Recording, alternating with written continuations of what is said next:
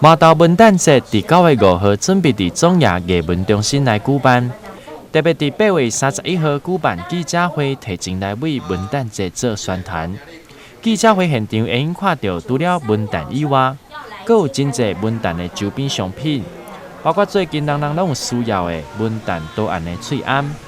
阁有印有活泼 Q 版的文旦束口袋，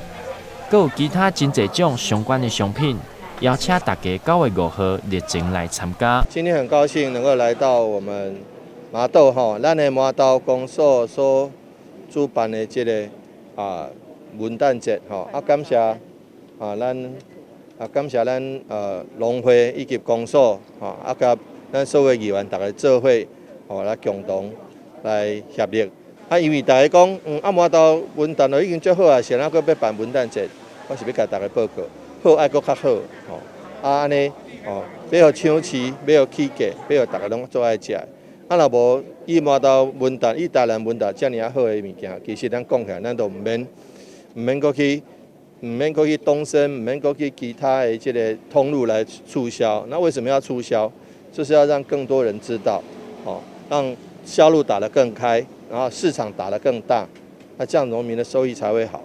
你顾好咱品质，互咱全国乡亲大家伫咧中秋节会当安心来食咱麻豆文旦，做上较好的品质的保障。咱这个礼拜，咱感谢麻豆区公所要办这个文旦节的活动，希望各县市的好朋友，也是讲咱麻豆地地这迄个乡亲时代，咱会当就近来到咱这个总野这个所在，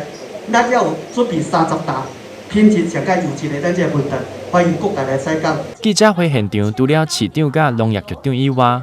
立委甲议员嘛拢到现场替麻豆文旦节表达支持。市长表示，麻豆文旦是透过农民用心照顾甲栽种出来的，可能会有其他所在业者会假做因卖嘛是麻豆文旦，请市民咧采买的时阵一定要认清楚农会甲公所所认证的麻豆文旦。台南新闻刘品言采访报道。